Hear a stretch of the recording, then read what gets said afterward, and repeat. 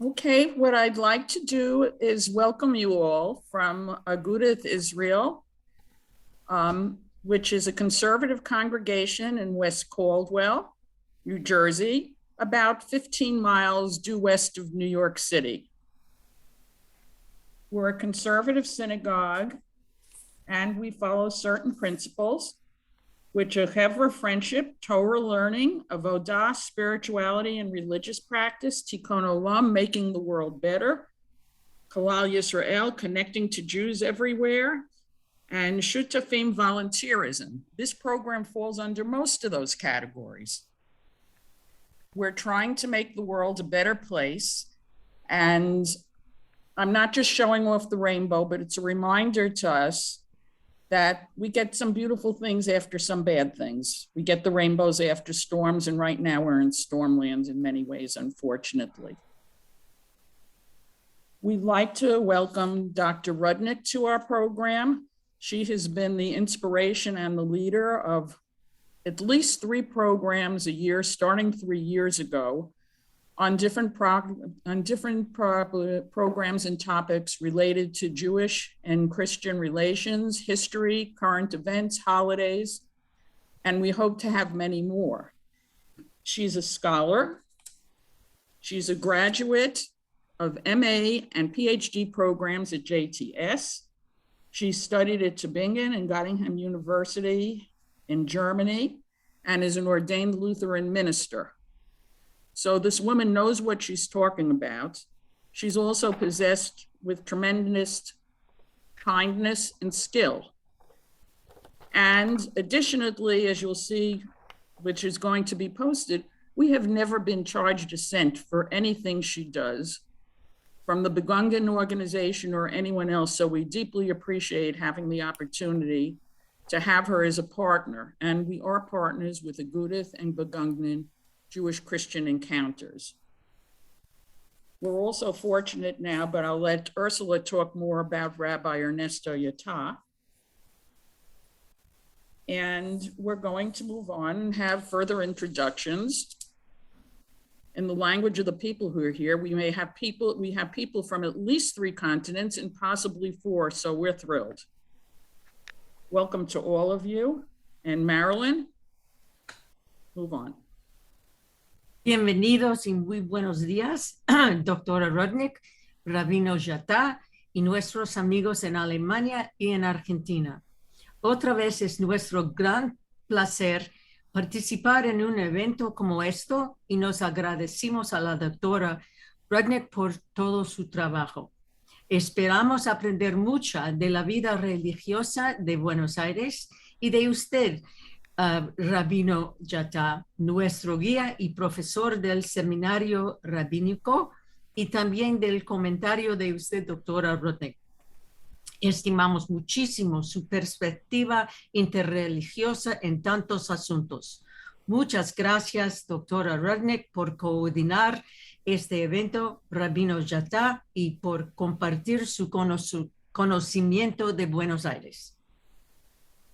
Bienvenidos. Gracias, Marilyn. Diane. Guten Tag, Dr. Rudnick und Freunde aus Deutschland. Wieder einmal freuen wir uns sehr, eine Veranstaltung mit Ihnen zu teilen und schätzen die Arbeit von Dr. Rudnick in unserem Namen sehr. Wir freuen uns darauf, von Reiseleiter und Lehrer des Rabbiner-Seminars, Rabbi Ernesto Yattah, etwas über das jüdische, religiöse und kulturelle Leben in Buenos Aires zu erfahren und den Input von Dr. Rudnick zu hören. Wir schätzen Ihre interreligiöse Perspektive in so vielen Bereichen sehr. Vielen Dank an Dr. Rudnick für die Koordination dieser Veranstaltung und an Rabbi Yattah für die Weitergabe seines Wissens über Buenos Aires. Vielen Dank. Thank you. Muchas gracias, Marilyn, and thank you to Gail. And of course, welcome to Ernesto. Bruchim habaim. This is that we can come together is possible because of Encounters Begegnung Christen-Juden Niedersachsen. This organization dedicates itself to educational and encounter programs, including lectures, seminars, as well as study tours.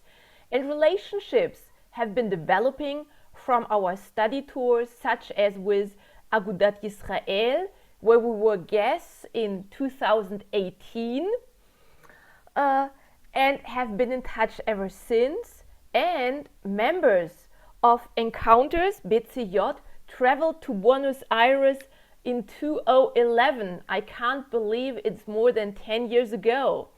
And that was when Ernesto showed us his city. And I still recall the tour with Ernesto, and I also recall the Kabbalat Shabbat service with Rabbi Sergio Bergman very, very vividly. And if you ever have a chance to travel to Buenos Aires, I can only recommend it. Rabbi Ernesto Yattah is the Dean of the Abraham Joshua Heschel Rabbinical School at the Seminario Rabbinico Latinoamericano Marshall Meyer. There he teaches Bible and Jewish philosophy. Ernesto received his BA in Comparative Religion at Columbia University in '87. Later on, he earned a BA in Bible and MA in Judaic Studies from JTS, where he was also ordained as a rabbi in '89. And it was at JTS where we lived in the same dorm, we met and became friends and stayed friends ever since then. After his ordination, Rabbi Yattah worked as a rabbi at the congregation Bet Yeshurun of Houston in Texas between '89 and '98, and then he returned to Buenos Aires, and there he's been working at the Seminario, the Shalom Community Center, the new home for the elderly Le Dor Vador, as a member of its founding board of directors. And he participates actively in the interreligious dialogue in the city of Buenos Aires. Rabbi Yattah is a student of Marshall Meyer, the rabbi who worked in Argentina during the years of oppression and who bravely stood up for human rights. And that also the contact with Rabbi Marshall Meyer made him become a rabbi, coming to JTS and pursuing the path he is pursuing. Ernesto Yattah is interested in philosophy and history, and that is one of the reasons why he is an extraordinary guide, because he gives insights into the historical developments and into larger context and explains them very well. And we are very privileged that today you'll show us parts of Jewish Buenos Aires. Ernesto, welcome. We are delighted. Please. Thank you, Ursula.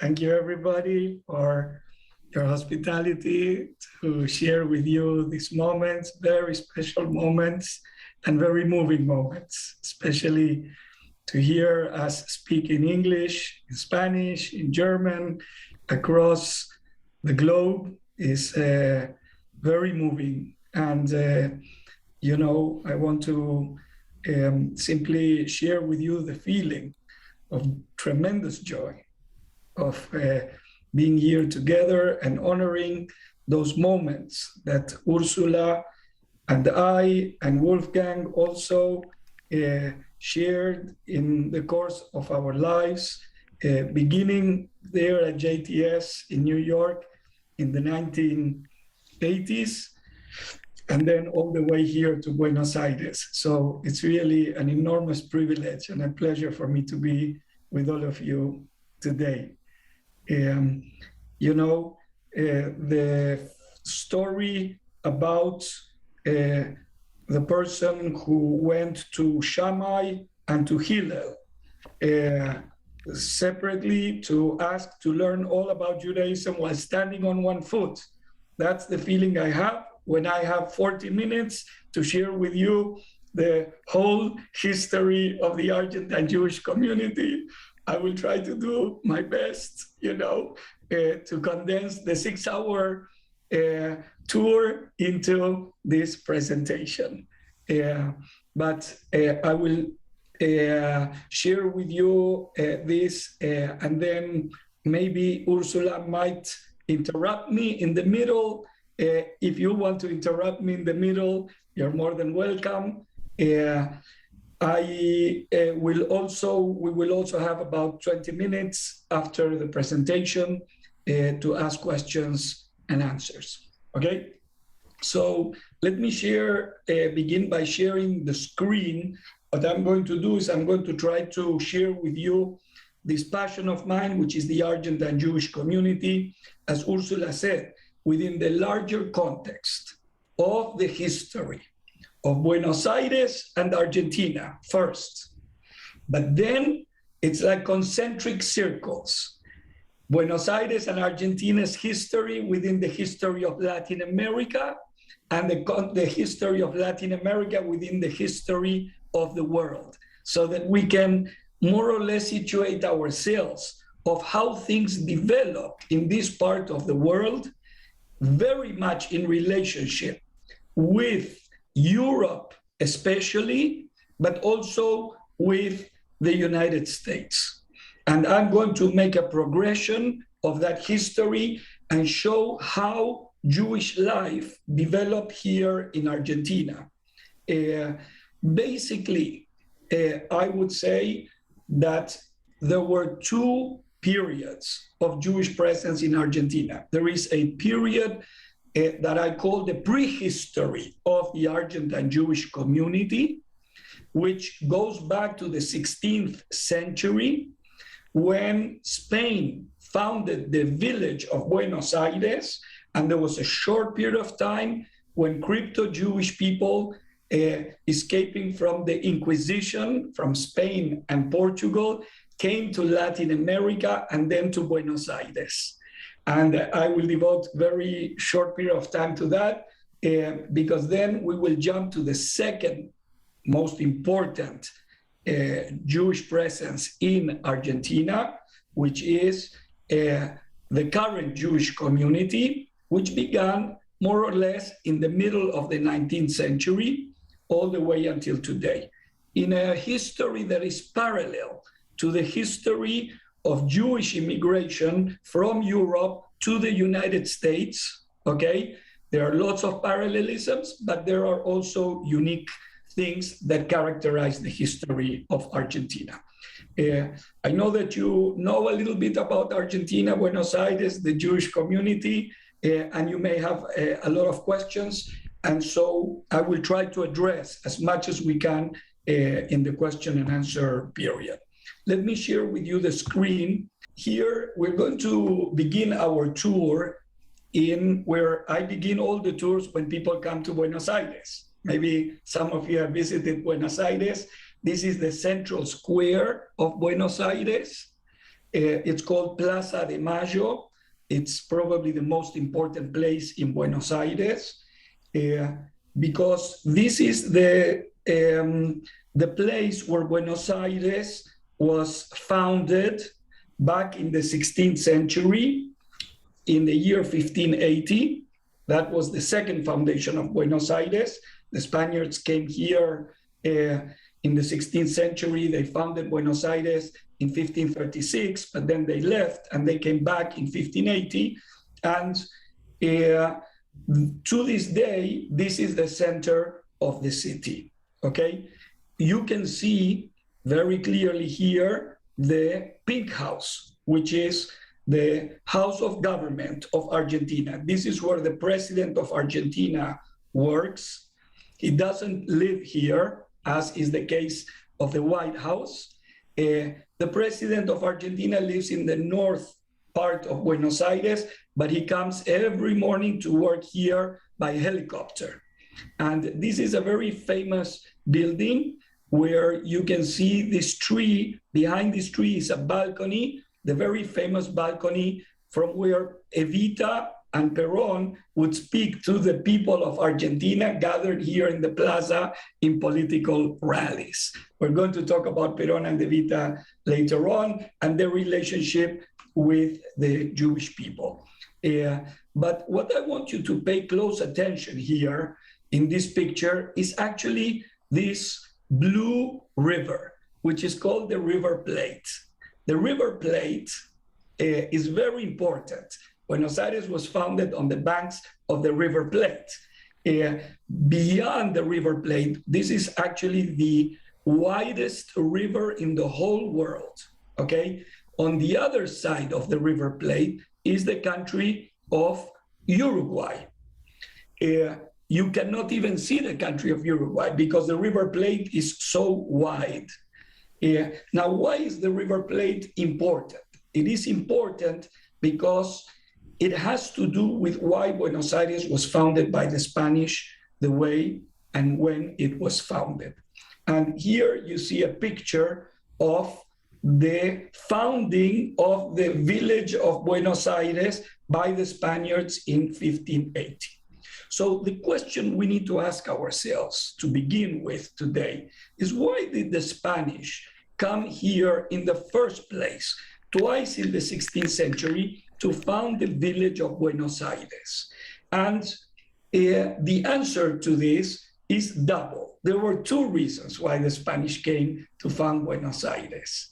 The first is a political reason, and it's indicated by the map that you see above here on the right.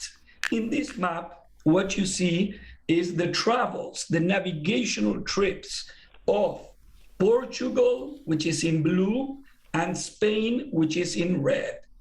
They both were trying to find an alternative route to go to India when the Ottomans in 1453 blockaded the route through the lands because they conquered Constantinople.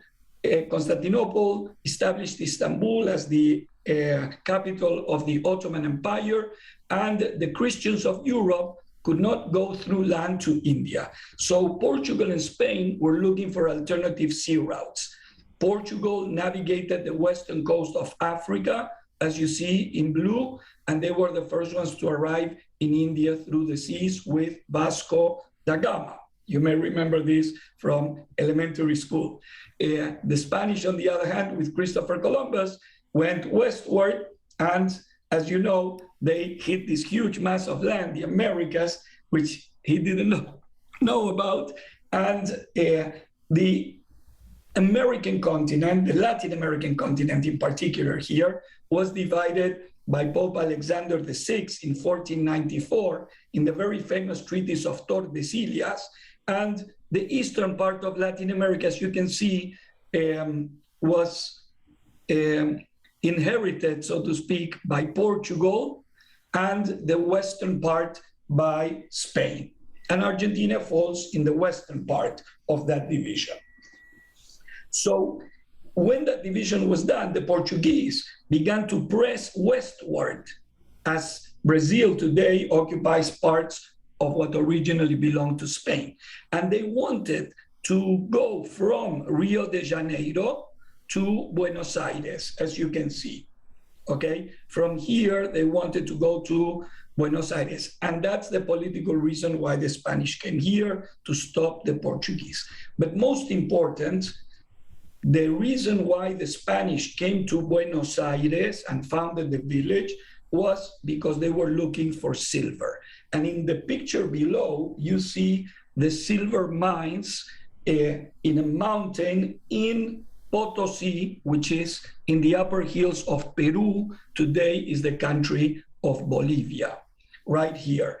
And Buenos Aires eventually became a smuggling port for the silver of Bolivia, which officially was going to Spain through the Pacific Ocean and crossing the Isthmus of Panama through the Caribbean to Spain.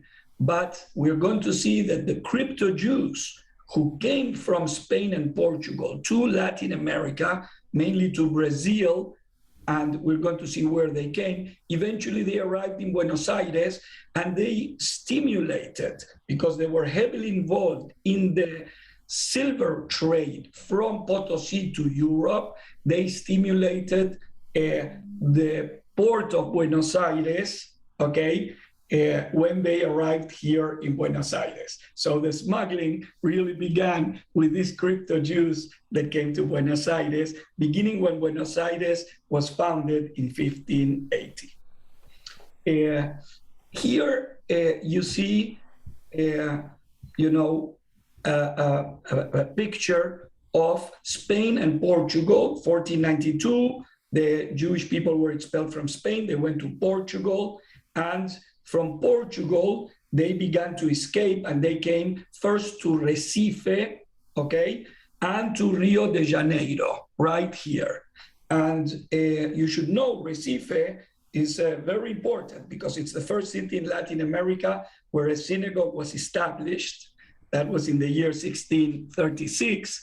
And this synagogue later became the origin of the first Jewish people that arrived in the United States of America in 1654.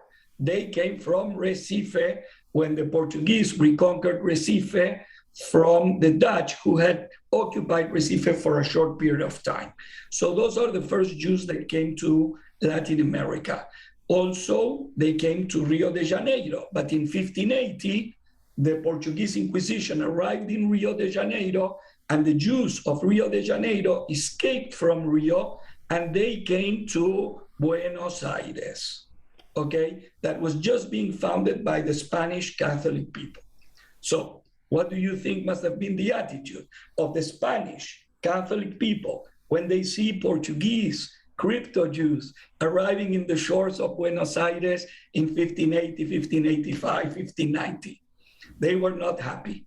They immediately made an AT&T phone call to the King of Spain, and they said, hey, we've got some Portuguese crypto Jews arriving here in Buenos Aires. Send the Spanish Inquisition to come to Buenos Aires. And my friends, the Spanish Inquisition came after these crypto Jews to Buenos Aires, when Buenos Aires was just being founded in Plaza de Mayo.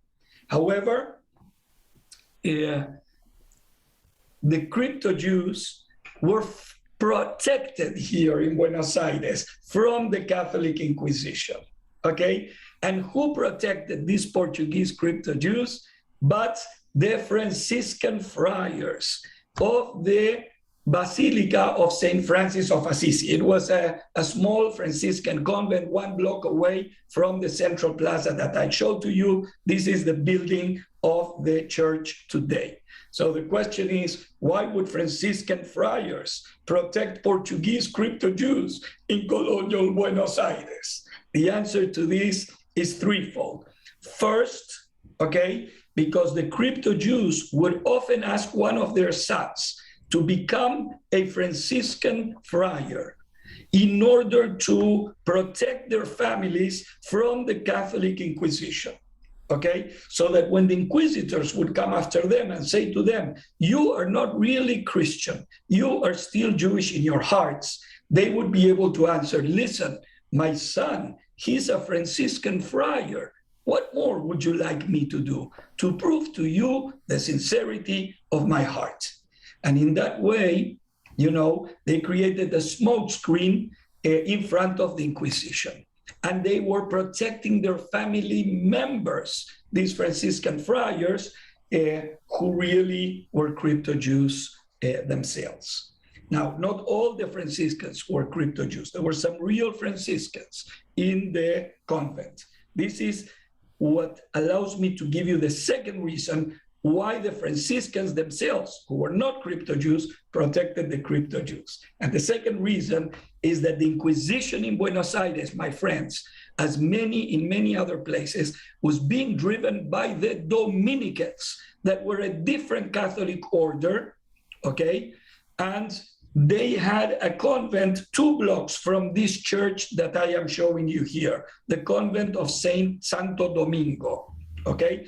Now, the Franciscans and the Dominicans were very different from each other. The Dominicans were concerned about the purity of the Catholic faith, and therefore they persecuted the crypto-Jews as heretics of the Catholic Church. Whereas the Franciscans were like the righteous Gentiles of that time, protecting the crypto-Jews from the Dominicans, okay? That was the second reason. And the third reason is that, as I said, Jewish people were involved in the silver trade, going from Potosi to Europe. And when they arrived here, they began to bring silver directly from Potosi, and Buenos Aires became a smuggling port for the silver. That's why all the names of this area where Buenos Aires is mean silver. The River Plate in Spanish is Rio de la Plata, river of the silver. The capital of the province of Buenos Aires also is called La Plata, the silver. And the name of the country, Argentina, comes from the Latin word argentum, which in Latin means silver, Ag in the chemistry table. Now, these Portuguese crypto-Jews began to bring silver, and they became enormously wealthy with that trade. So they said to the Franciscans, you scratch my back, I'll scratch your back. And that's why the crypto-Jews were the first donors of this Franciscan convent. And this third reason, my friends, was given to me by a young man from Houston, Texas, who did a whole thesis at Yale University, where he was studying Latin American history. The thesis was entitled, "Why did the Franciscan friars protect the Portuguese crypto-Jews in colonial Buenos Aires?" And he came to Buenos Aires and did research in the library of this convent and found the original manuscripts in Old Spanish, okay, where he saw that the names of the first donors of this Franciscan convent were all Sephardic, Spanish, Portuguese, Jewish names, okay?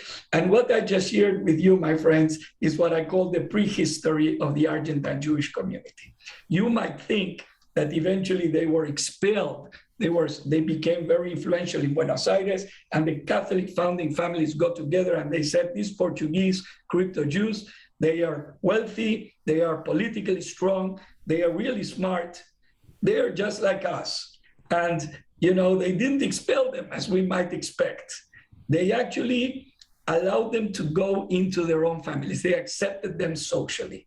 And by so doing, eventually, the sad part of the story is the Jewish people forgot that they were Jewish, and we no longer hear about crypto-Jews in Buenos Aires after 1650, for 200 years, until 1850, when we have the beginning of the immigration process that gave way to the current Jewish community, okay? So this is the first thing I wanted to share with you. And we are talking about the colonial period, when Spain was very important in Buenos Aires, Argentina, and in Latin America. But soon enough, in 1810, okay, the revolution of Argentina began against Spain. And here is when Spain begins to fall in Latin America. All the countries of Latin America rebel against Spain. And in the north, you have the leader Bolivar. And in the south, you have San Martin, who is here on the picture. He's the father of Argentina. And Bolivar and San Martin were being helped by the British in order to get rid of the Spanish in Latin America, because Great Britain wanted to have Latin America for them. To have the natural resources of Latin America and new marketplaces to place their manufactured goods. They were undergoing their industrial revolution. And so already, okay, in 1806 and 1807, we have a British invasion of the port of Buenos Aires.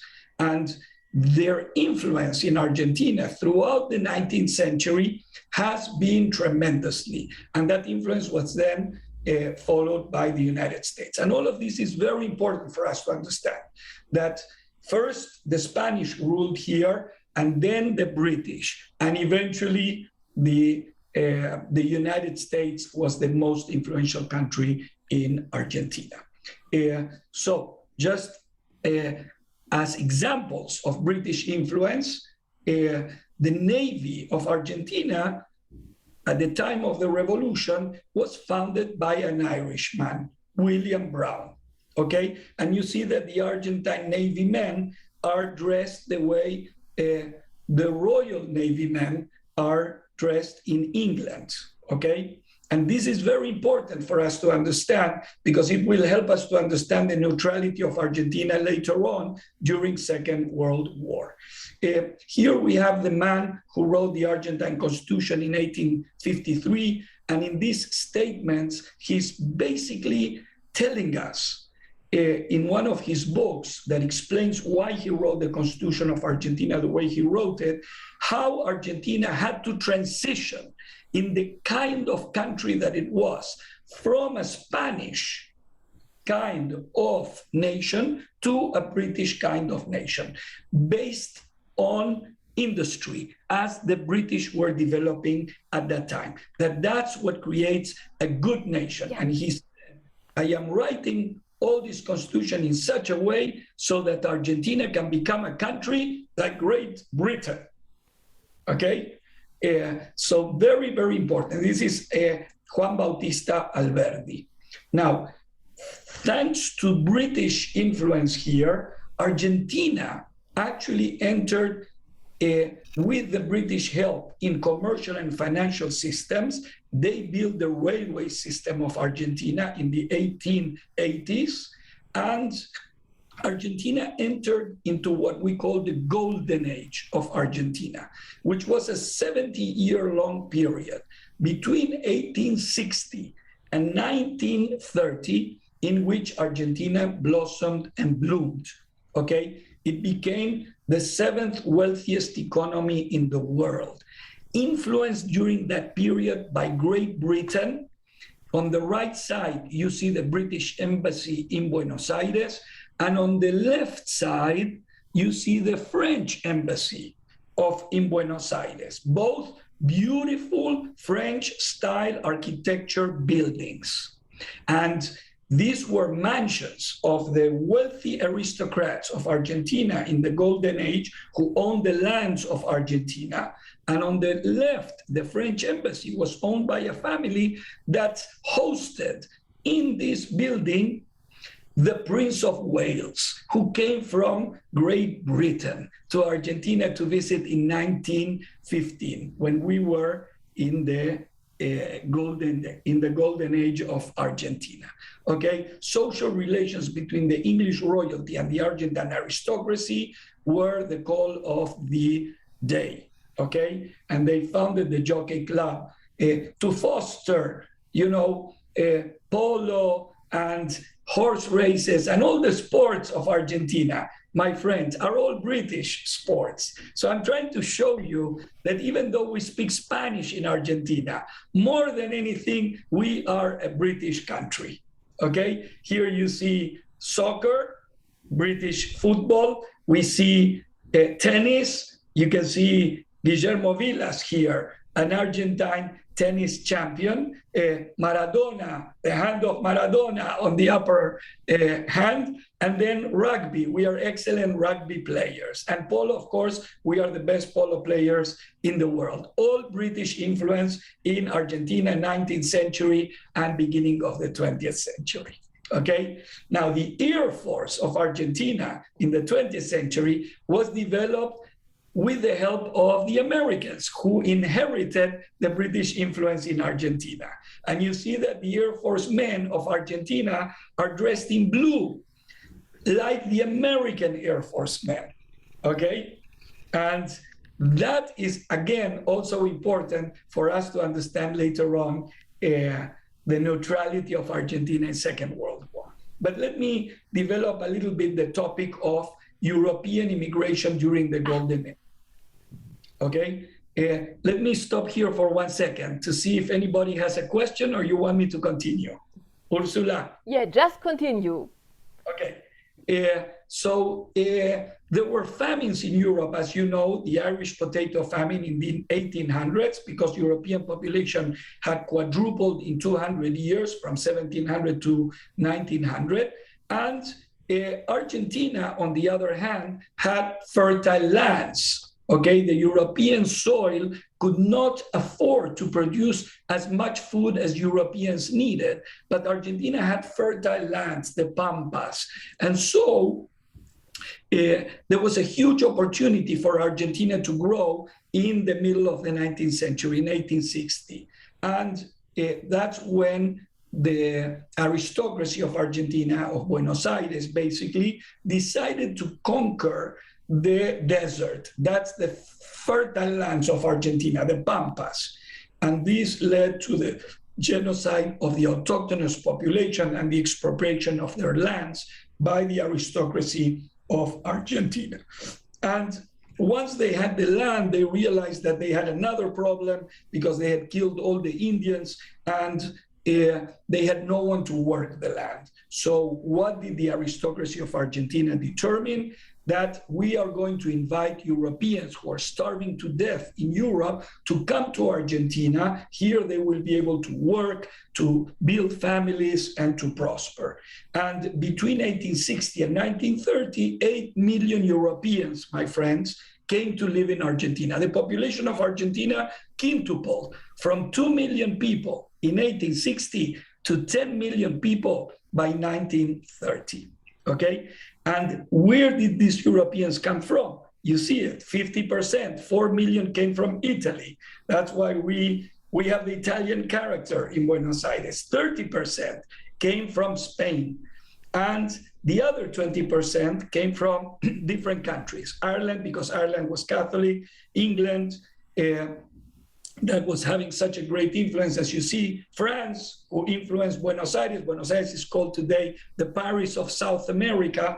Germany, okay, Germany gave military know-how to the Argentine army, as we're going to see in a second, and many other countries. And this picture in the bottom that you see is our Ellis Island, the hotel of the immigrants. And all these immigrants came through this Ellis Island of Buenos Aires to then go to the Pampas. Now, this is when we begin to see the origins of the current Jewish community, and it began with Ashkenazic immigration to Argentina. And there were two ways of immigration. German Jews, as was the case in the United States, began to come from Germany in the 1850s, 1860s, and 1870s. They came with money as individuals to do business, okay? And later on, as was the case in the United States, began to come the Eastern European Jews from the 1890s to 1930 in mass immigration, escaping the pogroms, and they came poor, okay?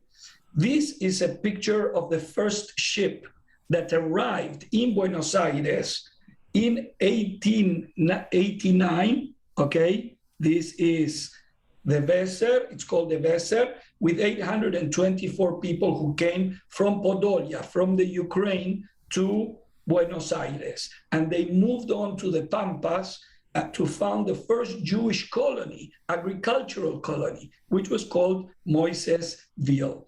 And these Eastern European Jews were actually being helped to come to Argentina by Baron Maurice de Hirsch, a very famous French Jewish financier of a German family who was a Jewish philanthropist. He was very famous because he built the Orient Express, you know, the Agatha Christie murder mystery movies. The Orient Express, that was built by a Jewish man, Baron Maurice de Hirsch. And with the money that he made, because his only son died when he was very young, he bought lands in all of the Americas. And this led this immigration of Eastern European Jews to the famous development of the Jewish gauchos, who were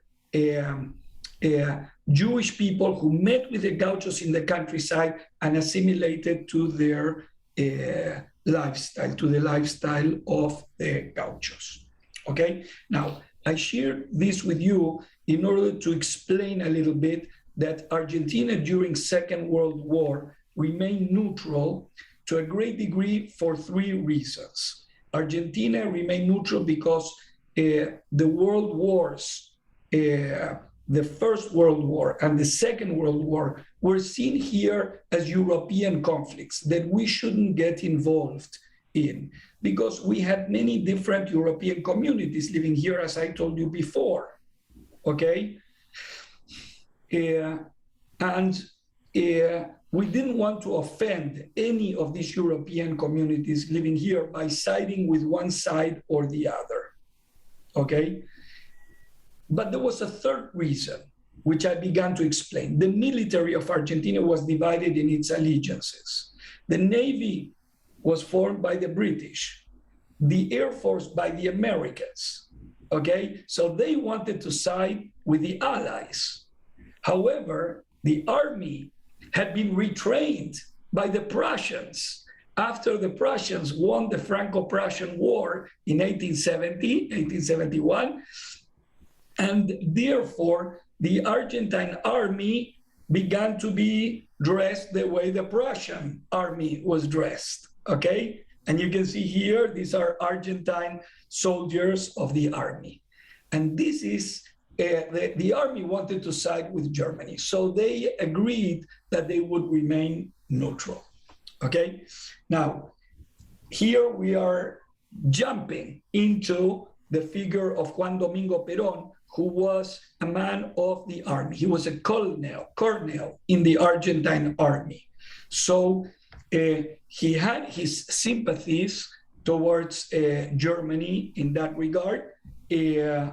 But we are going to see that Perón and his wife, Evita, were very complex figures, okay? They came to power in 1945, 1946, with the first presidency of Perón, and they were in power for 9 years until 1955. And here you see the bombing of the revolution that overthrew Perón in 1955. He had to go to exile for 18 years in Spain, and then he was allowed to come back in 1973 and regain the presidency in 1973. Now, the relationship of Perón with the Jewish people is the topic of a very important book entitled Argentina, Israel, and the Jews by this man whose name is Ra'anan Rein. He's a sociologist of the University of Tel Aviv, and he tries to debunk the myth that Perón was a Hitler-like figure and an anti-Semite through and through. Okay, and I want to share the results of his research. He's the most important expert on the relationship of Perón with the Jewish people. Perón proscribed anti-Semitism in Argentina, closed all anti-Semitic organizations in the country. He encouraged Jews to participate in the politics of the country. He would send greetings for the high holidays and would publish these greetings in the newsreels of the movies.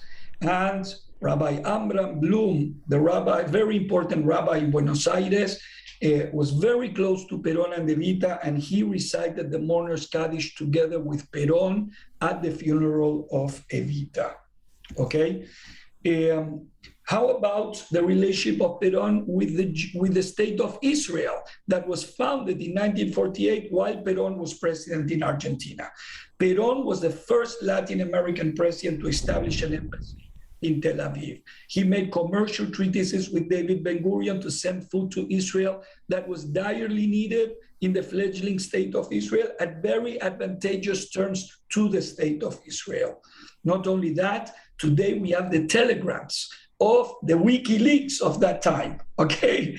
Of the Israeli ambassador to Argentina, whose name was Yaakov Tzur, and he would say to the Israeli Foreign Ministry, I met with Perón and Evita. They are wonderful people. They love the Jewish people. They want to help the state of Israel. We should definitely support them, okay? And as a matter of fact, Chaim Weizmann, the first president of Israel, came to visit Argentina during the government of Perón, and he got standing ovations in the Peronist National Congress. And Golda Meir, who was the labor minister of Israel at that time, also visited Argentina. He embraced with Evita, and in her memoirs, she said, Evita was a great humanitarian, and we should always honor her memory.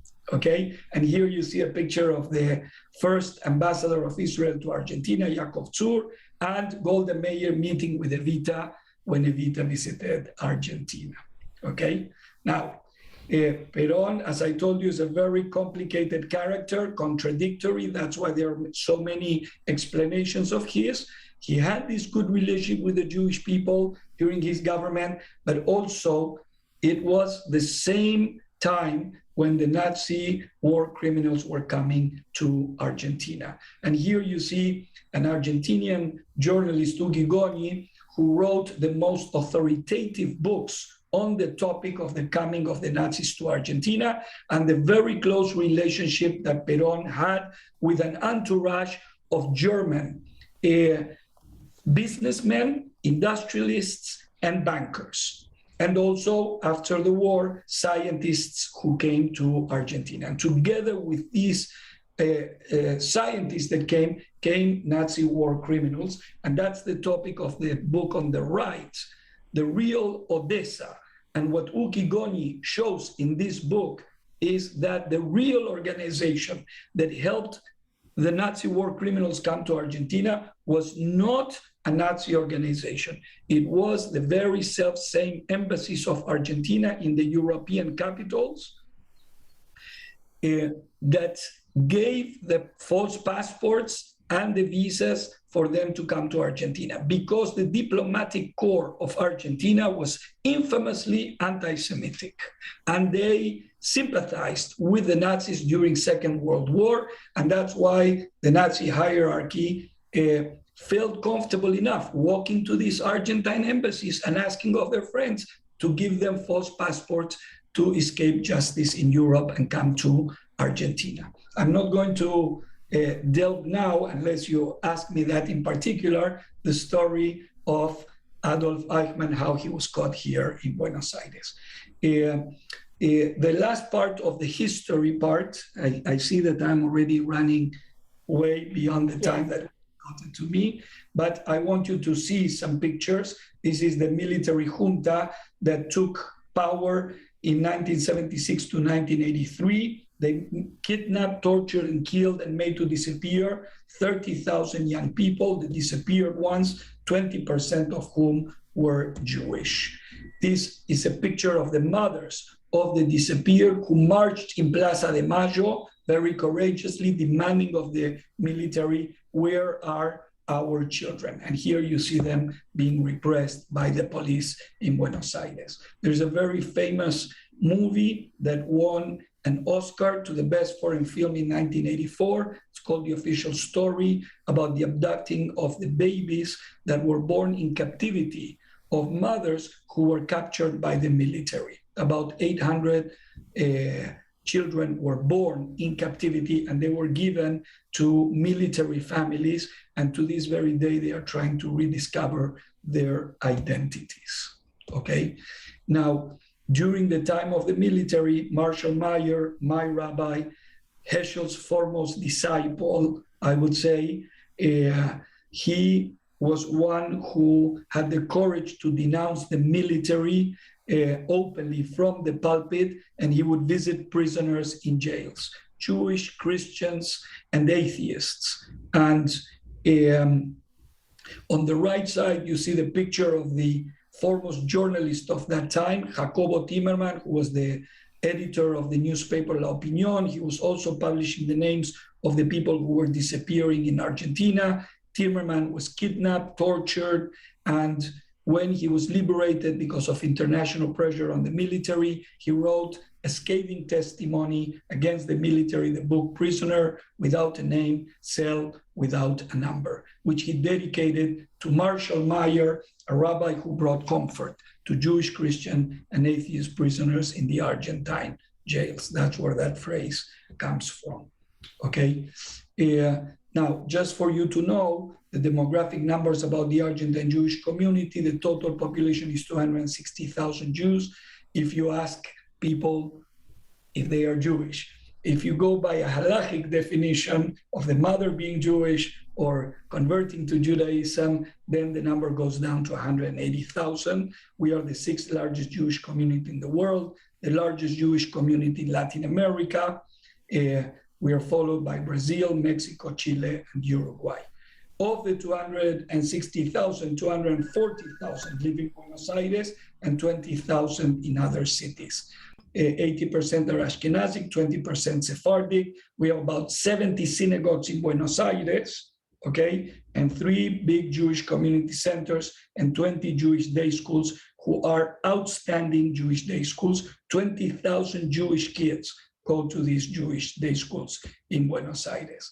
The most famous neighborhood, the Lower East Side, the Schmate business district in Buenos Aires, is called the neighborhood of Once, okay, which you can see it here. It's the one that says Balvanera, okay? And when you come to Buenos Aires, it's a must to go to that Jewish neighborhood, okay? Here I'm going to show you a few synagogues. This is the German synagogue, the first synagogue in Buenos Aires. It's called the Libertad Street Synagogue, extremely beautiful, as you can see, okay? And then you have this synagogue, which is very similar, but it was built in the Jewish neighborhood of Once by Eastern European Jews. It's just as big as the German synagogue. Why? Because Polish Jews wanted to tell German Jews, who do you think you are? You know, you may have come with money to Argentina, and yes, we came poor, escaping the pogroms, but by 1930, we have enough geld, enough money to build as beautiful and as magnificent a synagogue as yours, okay?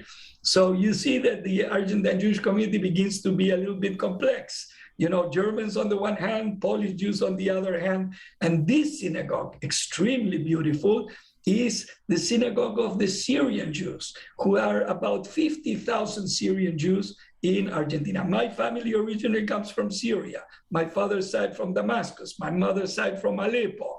And this was the synagogue of my grandparents on my mother's side from Aleppo, built in 1936, a very beautiful synagogue. Now, also very important when you come to Buenos Aires, the Israeli embassy in 1992 was bombed, okay, and 29 people were killed. Today there is a memorial plaza because this building that you see here was completely destroyed. And 2 years later, in 1994, this is the building of the Jewish Federation of Buenos Aires, the AMIA, that was also bombed. And here you see a picture of the place, of the site of the Jewish Federation after the second terrorist attack on July 18th, 1994. Today, there is a new building in that site, which is the building you see here in the back. And what you see on the front is the memorial in honor of the 85 people who were killed in this terrorist attack, the first names. And in the center, it's written, Justicia y Memoria, justice and memory, okay? And above it, recordar el dolor que no cesa, to remember the pain that never ends. And if you see, the memorial is not beautiful, but that was done on purpose in order to jar the aesthetic sense of people, to tell us there is nothing beautiful about this place, and especially because justice has not been done. So the family members of the victims have vowed never to change this memorial until justice is done and someone is brought to justice. Because of the corruption of the courts in Argentina, justice was never done in the country. This is the memorial. It's an Agam memorial inside of the building of the AMIA in memory of the victims. And just to conclude, I want to quickly tell you that if we began with the Inquisition and the persecution of Jewish people by Catholic people, today there is such a good relationship between the Jewish community and the Christian community, and the interreligious dialogue is exemplary here in Buenos Aires. We have very close ties with the Catholic Church. This is the Cathedral of Buenos Aires, the main cathedral, the church of Pope Francis, where he was Archbishop of Buenos Aires. And here inside of this cathedral is a memorial, the first memorial in honor of the victims of the Holocaust and of, in this case, also of the victims of the two terrorist attacks inside of a cathedral anywhere in the world. There is one such memorial in the city of Cologne in Germany. Here we see President Obama, when he visited Argentina, he visited this memorial in 2016 with the current Archbishop of Buenos Aires. And this is the memorial. It has sacred texts from the Jewish tradition that were taken from places of persecution, okay, all the way from Megillat Esther on the top, which is the beginning of anti-Semitism, to the concentration camps in the bottom row. This memorial tells the story of the persecutions of Jewish people throughout history. And it's located inside of the Central Metropolitan Cathedral of Buenos Aires, a testimony to the strong interreligious relationship between Jews and Christians today in Buenos Aires. This could not have happened without the Second Vatican Council, okay, and the Declaration Nostra Aetate, that, as I'm sure you all know, began a new era in Catholic-Jewish relations after the three revolutionary declarations of the Catholic Church vis-a-vis the Jewish people, that the Jewish people is not responsible for the death of Jesus, that the covenant between God and the Jewish people is an eternal covenant, and that we should no longer try to convert Jewish people to Christianity. Here is a picture of Pope Francis and Rabbi Abraham Skorka that you see here. Rabbi Skorka is the rector emeritus of the rabbinical school where I am the dean.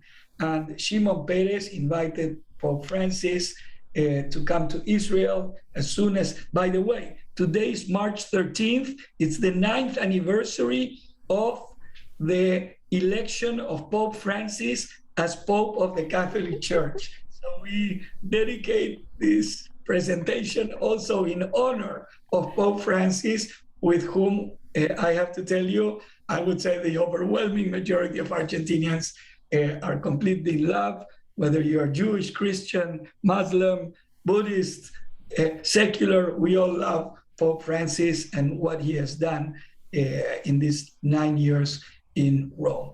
And both of them traveled to Israel together at the invitation of then President Shimon Peres. Here you see Pope Francis placing a little note on the wall. And this picture on the right is three Argentinian guys, Pope Francis, Rabbi Skorka, and Omar Aboud, a Muslim sheikh from Buenos Aires, embracing each other in front of the Wailing Wall, a symbol, a historic occasion, first time that three high representatives of the three Abrahamic faiths embraced next to the wall. It took the courage and the imagination, my friends, I always say, of three Argentinian guys to tie this knot in front of the Wailing Wall. And Rabbi Skorka and Pope Francis co-authored the book together on heaven and earth. And that's also, in a certain great degree, I would say, the result of the work of Marshall Meyer and the Seminario Rabínico, who began the interreligious dialogue in a very high level here in Buenos Aires. And here you see a picture of Marshall again with his master, Rabbi Abraham Joshua Heschel, and Martin Luther King. And I want to share with you that this year we are celebrating in Buenos Aires, we are commemorating the 50th anniversary of the passing of Abraham Joshua Heschel, who died in the year 1972. So we are in 2022. The Seminario is dedicating the whole year to celebrating the life and the work of the master of the founder of the Seminario, Abraham Joshua Heschel. So I want to dedicate also this presentation also to the legacies of Heschel and Marshall, both of whom worked very strongly, as you all know, on behalf of the interreligious dialogue. Heschel in the Vatican during Second Vatican Council and leading to Nostra Aetate, and Marshall Meyer here in Latin America. He was, I would say, the most significant figure in fostering the interreligious dialogue. Thank you very much. That's what I wanted to share with you. Sorry that I had to rush and run. No. But, this is what I wanted to share. Thank you very much for doing this al regel echad, so to speak, while standing on one foot. And you know, I think one could call you a spiritual grandson of Abraham Joshua Heschel. Thank you, thank you, thank you. We consider ourselves the grandchildren of Heschel because of Marshall. Marshall is our spiritual father. Heschel is our spiritual grandfather. Absolutely. Thank you so much. Thank you for giving us the insights for really sketching out the big historical picture and showing us aspects of Jewish history. Thank you, Ernesto. Thank you for your outstanding, for your energetic presentation. Thank you very much. And we are really lucky that we'll see you again on June 12th because you will teach, we'll talk about Heschel. So it's, you know, it's not that we have to let go of you for good, but we'll reconnect. Now, I say from my side, I say thank you, muchas gracias.